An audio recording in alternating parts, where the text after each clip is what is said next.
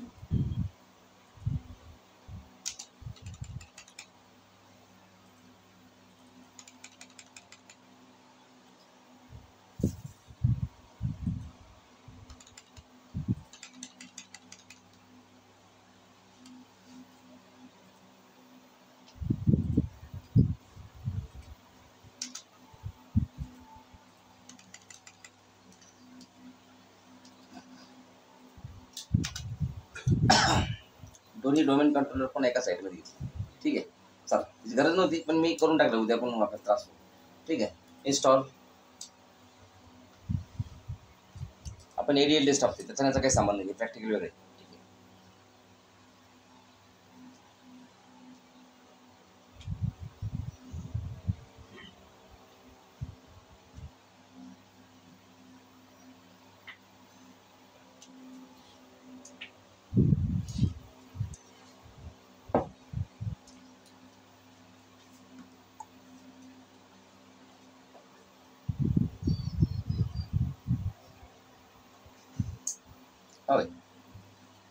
Run the active directory lightweight directory services setup wizard. हा wizard run करावा लागेल. And next unique instance. आपल्याला system बनायचं आहे युनिक. बघा ते कसं आहे ना, just like creating a domain, first domain control in the domain and create an additional domain control. जसं आपण एक ॲडिशनल डोमेन कंट्रोल बनवतो, तसा खालचा ऑप्शन ॲडिशनल म्हणजे replica to of an existing instance. तुमच्या एक्झिस्टिंग इन्स्टन्सचा जर रिप्लिका बनवायचा असेल तर आहे, पण आपल्याला अजून पहिल्याच बनवलं रिप्लिका कुठं बनवतो. नाव काय द्यायचं तुम्हाला जे नाव ते नाव देऊ शकता तुमची मर्जी. जाऊ इन्स्टन्स वन तुम्हाला जे द्यायचं ते नाव देऊ शकता तुम्ही. आपण इन्स्टन्स वनच राहू.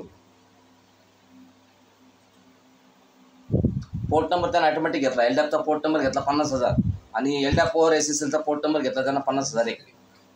मला एक मिनिट कोण सांगतं बरं एलडॅपचा पोर्ट नंबर काय?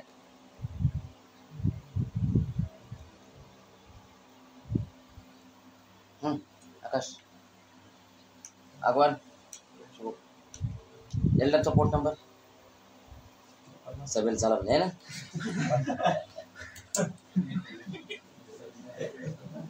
चांगलं 7 चालत.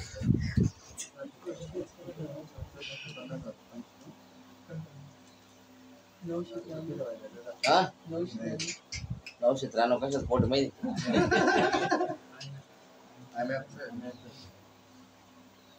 ध्यानात ठेवा एलडॅपचा पोर्ट नंबर असतो 389. किती असतो? इथे समोर लिहिलं होतं तुम्हाला वाचते. आणि एलडॅप ओव्हर SSLचा पोर्ट नंबर असतो 636. किती असतो मग सांगा तुम्ही? एलडॅपचा पोर्ट नंबर जर 389 आहे, यानं कोण 50,000 घेतला?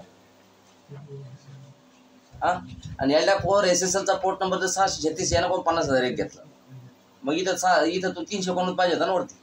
एलडॅपचा पोर्ट नंबर 389 आहे, मग त्यानं 389 घेऊन राहिला, तो 50,000 घेऊन राहिला का असं?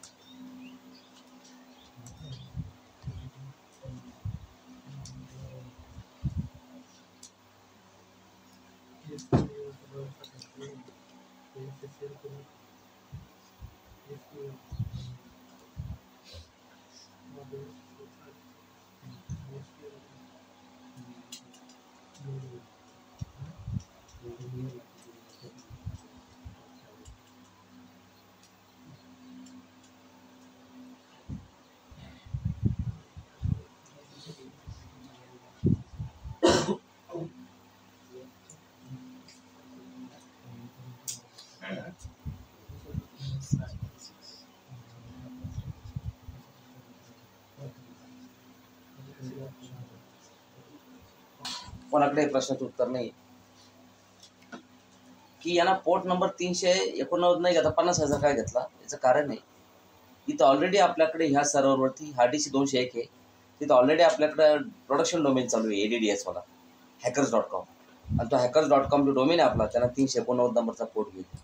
तर LDAPचा पोर्ट नंबर जर त्यांना 389 घ्यायला तर याला कसं काय चालवतो पोर्ट आता एका त्यालाच गेला तो पोर्ट आता. मग याला पण आता याला ज्याच्या LDAPला पण पोर्ट लागतो ना. आपण तेच डोमेन आहे ना. मग याच्यासाठी लॉजिकल तयार करतो तो पोर्ट नंबर. तर त्यानं 50,000 तयार केला. 50,000 आणि 50,000 एक असा 50,000 हा LDAPचा आणि हा LDAP ओव्हर SSL 50,000 एक. Next do you want to create the application directory partition? Yes, create the application directory partition. मग application directory partition चे मी नाव काय देतो CN is equal to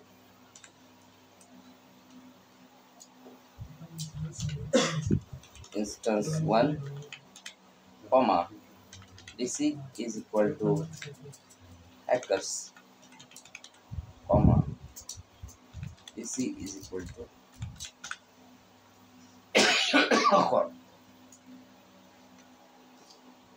हे कळलं तुम्हाला काय हे शिकवलं तुम्हाला नाही.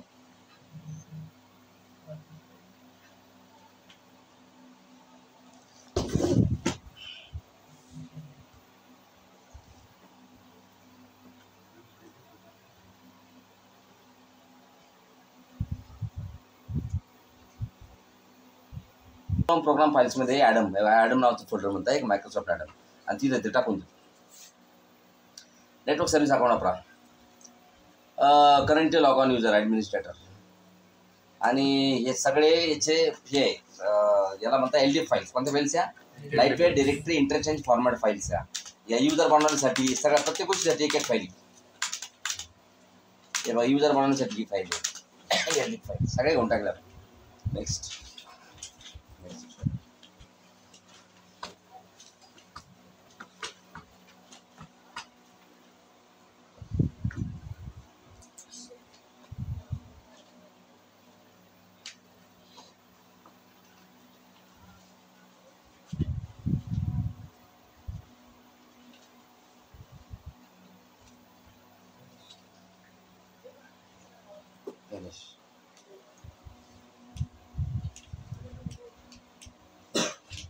ना हे बघा तुम्ही जर कंट्रोल चांगले जर गेला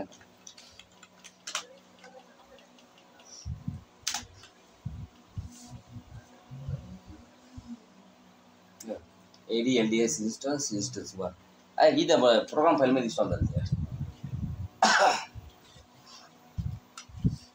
पण याला कनेक्ट कसं करणार तुम्ही.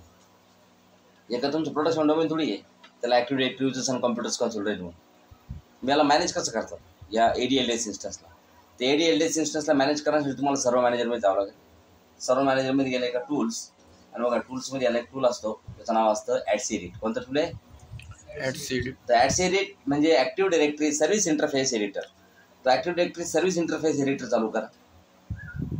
फाईल मेनूमध्ये जा. तर इथं जा इथं राईट क्लिक करा ॲडसिरिटला कनेक्ट टू. हां कोणत्या इन्स्टन्सला कनेक्ट करायचं तुम्हाला. हां माझ्याकडे DN त्याचा काय आहे DN काय DN त्याचा तर DN आहे CN is equal to instance 1 comma DC is equal to hackers, comma DC is equal to आणि select type of domain or server or port number. तर हा तुमचा सर्वर आहे DC 201 कलोन. त्याचा पोर्ट नंबर आहे 50,000. काय एलडॅपचा port number 1 2 3 and connect to that. हा पोर्ट नंबर द्यावा लागेल ना आपल्याला एलडॅपचा. आणि तुम्ही जर SSL वापरला तर मग इथे 50,000 एक द्यावं लागेल. असे इथे SSL नाही घेतलं तर मग 50,000.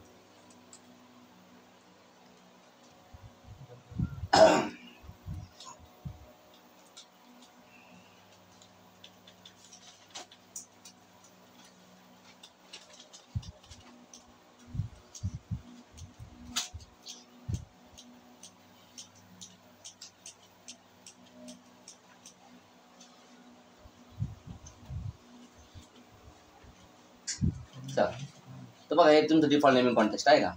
इथं आल्यानंतर तुम्ही बघू शकता इन्स्टन्स. तुमचा इन्स्टन्स 1 आहे. याच्यामध्ये रोल्स आहे. असं तुम्ही इन्स्टन्स 1 मध्ये आले आणि तुम्ही राईट क्लिक करून जर याला म्हणले न्यू ऑब्जेक्ट. हे बघा नवीन ऑब्जेक्ट युजर बनवतो. बघा मी न्यू ऑब्जेक्ट. काय बनवायचं तुम्हाला ग्रुप बनवायचं. युजर मला युजर बनवायचं. युजर काय नाव द्यायचं युजरला. मी युजरला नाव देतो टोनी पेनिश. बघा म्हणला की युजर राईट क्लिक करा त्याला पासवर्ड द्या. बघा रिसेट पासवर्ड. हे बघा मी तर पासवर्ड दिला. पासवर्ड दिला. मग मी जरी चालू मी जर तुम्हाला त्यांना म्हणलं create a new group object. काय म्हणायचं मला ग्रुप बनवायचा. मग तुम्ही नाव द्या त्या ग्रुपला. काय नाव दिलं समजा मी दिलं नाव त्याला परचेस. बनवलं. आणि मला काय करायचं आहे हा जो टोनी युजर आहे माझ्या ग्रुपमध्ये मेंबर बनवायचा आहे. कोणत्या ग्रुपमध्ये परचेस ग्रुप. मग टोनी युजर जो आहे ना त्याचं डबल क्लिक जर केलं तर त्याचं तुम्हाला DN दिसेल. बघा त्याचा DN आहे. व्ह्यू करा. हा DN कॉपी करून घ्या. डिस्टिंग्विश नेम टोनीचा. CN is equal to Tony comma CN is equal to instance 1 comma DC is equal to hackers comma DC is equal to com. हां मग या परचेस नावाच्या ग्रुपमध्ये या. इथं आले का इथं बघा मेंबर म्हणून द्यावा. इथं ऑप्शन असेल मेंबर आहे का. एडिट करा. त्याला म्हणायचं add DN distinguish name. Okay बघा ते लगेच म्हणतं टोनी युजर आहे. बरोबर आहे की नाही. झालं टोनी युजर लगे आता कोणाचा मेंबर बनला या परचेस ग्रुपचा मेंबर बनला. असं त्याच्यामध्ये करते. पण हे काय आहे आपल्या कामाचं आहे. हे ते LDAP डेव्हलपरच्या कामाचं. त्यामुळे याला बंद करून टाका. आपलं काही याच्याशी काही संबंध काही जास्त. तुमच्या कंपनीत तुम्हाला क्वचित गरज जर पडली तर जिथं डेव्हलपमेंट चालते LDAPमध्ये